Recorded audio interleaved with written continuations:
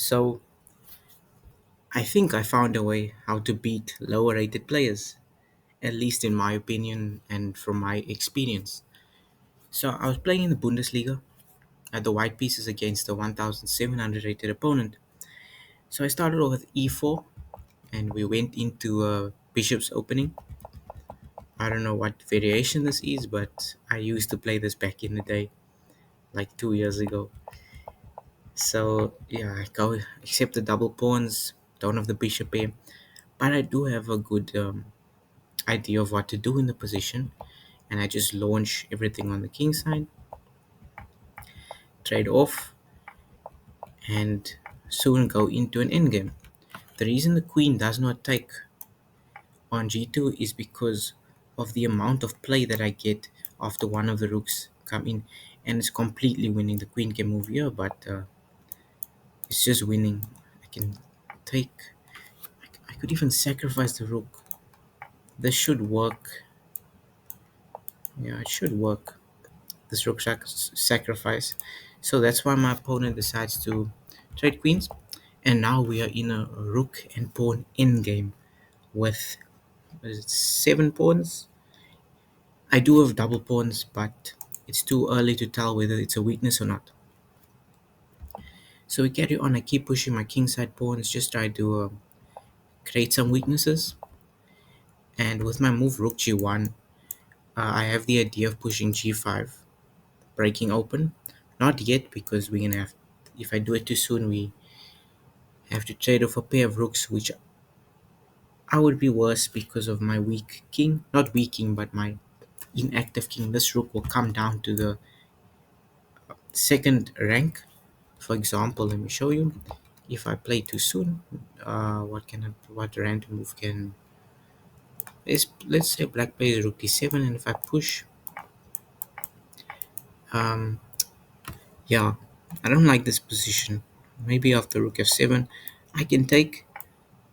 They can take back, and then this rook just comes in into the position. Arguably, I believe my explanation is completely wrong though, because if I play here, f2, yeah, but it's not easy to say. Yeah, black's better because of the outside pass pawn, 100%.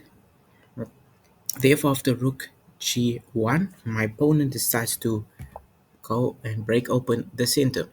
I do so, and I bring my king. After a6, the idea behind a6, probably b5, but why not play b5 immediately? Maybe a5 would have been better, just preventing me from playing b4, because the next move I actually do play b4. Despite the double pawns, this pawn on b4 is actually doing a great job. It's preventing a5 and c5 from happening, even though it can happen, but if it happens, I no longer have double pawns and I'm better in this position. So, after b4, my opponent played rook f7, a very strange move. I'm guessing with the idea of playing rook d7, but why not rook d8? Yeah, it was a very confusing move from my opponent. So after rook f7, I played d4, just trying to gain more space with the idea of king d3 and c4. So after rook f d7, I played king d3, and my opponent played b6. I thought it was a bit too slow. What I realized as soon as I played king d3 is that c5 is actually possible because of takes and rook takes, and there's a pin. I legally cannot take this rook. However, after c4, I'm much better because of space. So I didn't think this far in advance actually, but it looks really good position. Looks like a really good position. The rook has to go back. If it goes to the a5, what can you do? I think I can just push. Looks good. b5 might happen, but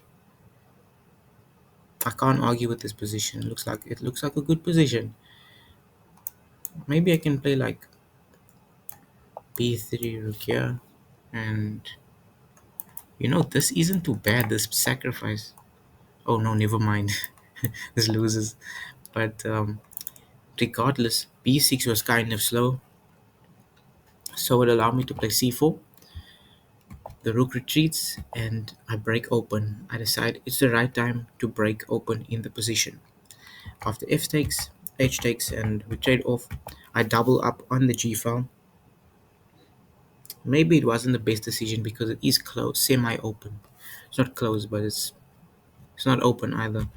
Maybe I could have played something like rook e4, but I wanted to just create pressure.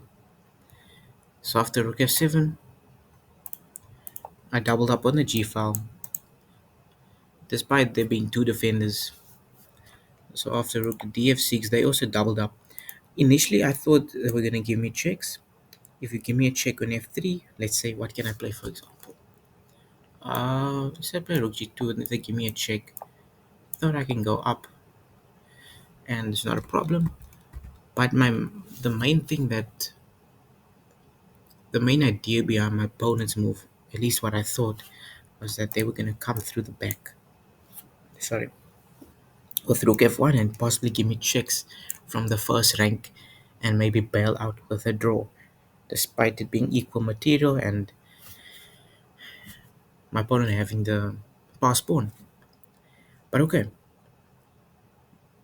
after that I pushed d5 with the idea of creating a pass pawn. They took, and now I have my pass pawn. I have a plan.